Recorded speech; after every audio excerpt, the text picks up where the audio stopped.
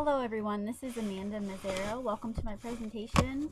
My topic was mental imagery as a way to increase comprehension.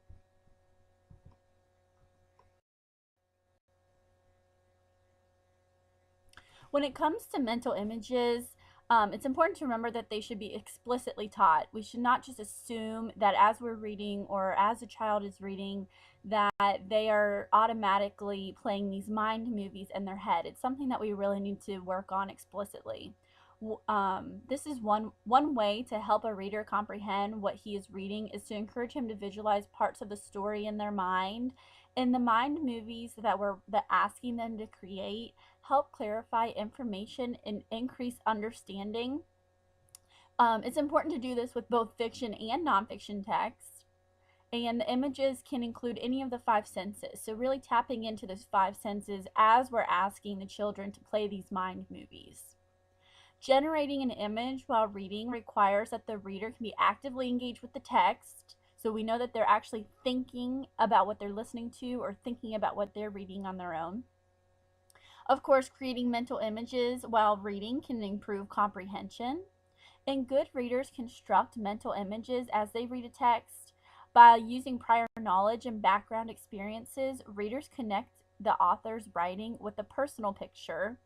And then through guided visualization, students learn how to create mental pictures as they read.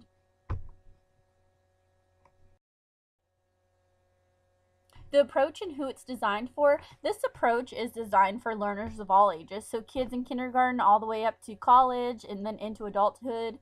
I just realized that into adulthood and of course college and even high school, that mental images just become more automatic as you're reading or even having a conversation. But it's something that when they are younger needs to be explicitly taught so they know how to have these mind movies in their mind. So when to use it, you should use mental imagery before reading the text, of course during reading and then after reading. And then how to use it, you can use it individually, in small groups, or in a whole class setting. As I mentioned before, using imagery should be used with people of all ages. So if you think about it, students who are studying foreign language vocabulary can use images to link words within a pair when they're trying to memorize those words. And then imagery can also be used in more complex text materials. For instance, students can develop mental images of a content as they read, such as trying to imagine the sequence of process and photosynthesis or the moving parts of an engine. So obviously those are going to be for more for older children or even college and adulthood as well. I know this article that I found is very outdated. It's from 1982, but I found some results very interesting. It was called Mental Imagery and the Reading Comprehension of Below Average Readers. And the results indicated that one, instructions to induce mental imagery prior to text reading increased literal text comprehension. And this one I thought was very interesting. Number two, that males benefit significantly more than females from instructions to induce mental imagery about expository text. In this article, I found some very interesting facts and even an interesting quote. It's from Eisner, 2011. He places images at the very core of education, and he argues that students simply cannot learn unless images are tied to the content that we teach. And this is what I thought. I found this quote very interesting. He said, "If you want to ensure meaningless verbal learning in your classroom, make sure kids don't have images for what you're trying to get them to understand." He also notes that there's two kinds of images. There's recalled images and then imaginative images. So the recalled images are those that we evoke from our memory, and then imaginative images are something that we create by combining knowledge.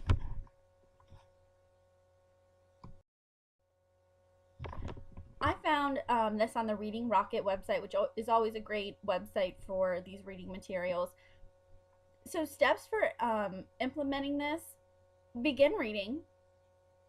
to your students or group of students or student, and then pause after a few sentences or paragraphs that have very good descriptive information.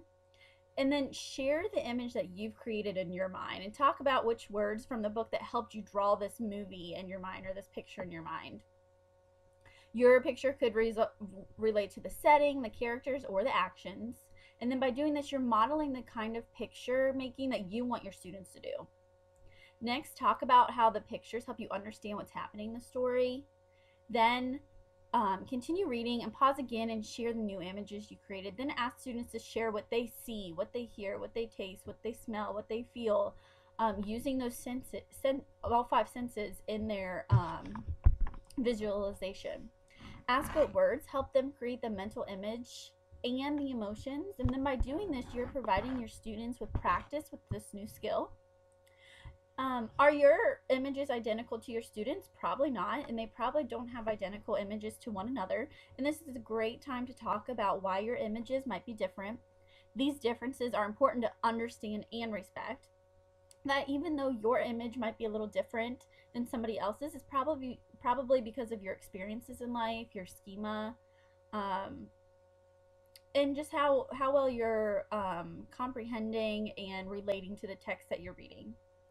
Next, read a longer portion of text and continue sharing the process.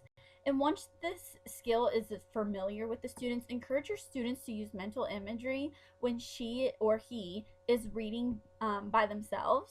And you can feel confident that these mental pictures will help your child or your student understand the story in a very important way.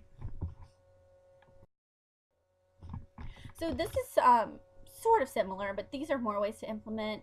So first, select a book, poem, or reading passage with a vivid, sensory-rich language to read aloud. Introduce words or concepts that might be new to the student before they're reading. Share photographs, websites, and other images to help set the stage before reading the story. Ask students to share examples of movies based on books that they've read and lead a discussion about the difference between reading the book and watching a movie.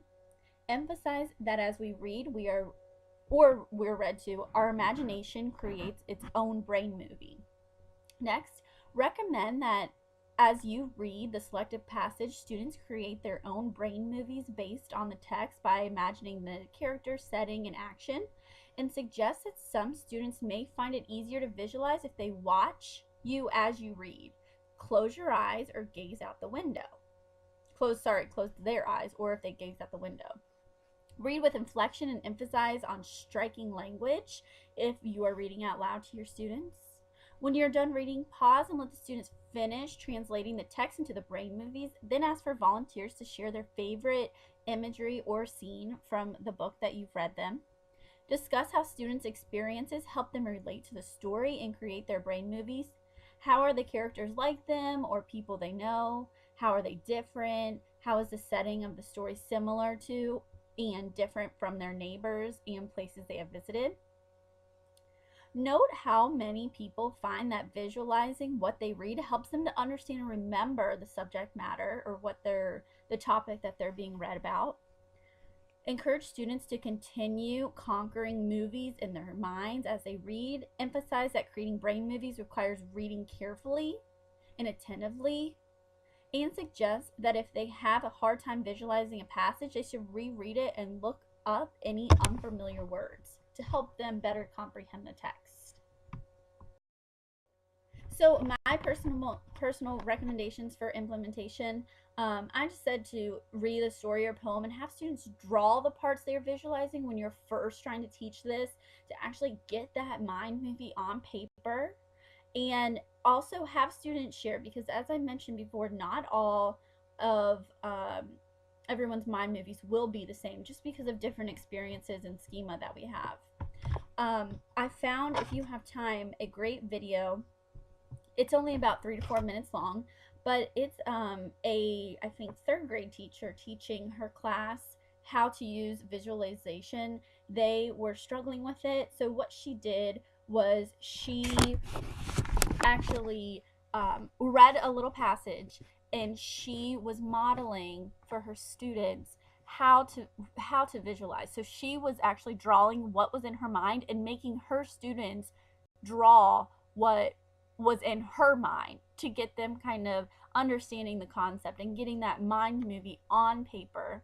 And she also has students share. I think this is a great way to begin teaching students how to visualize. Thank you so much for listening to my presentation. And if you need any additional resources, if you go to the Reading Rockets website, I found some great articles and videos and just additional information that I thought was great, which is very easy to get to. So thank you very much for your time.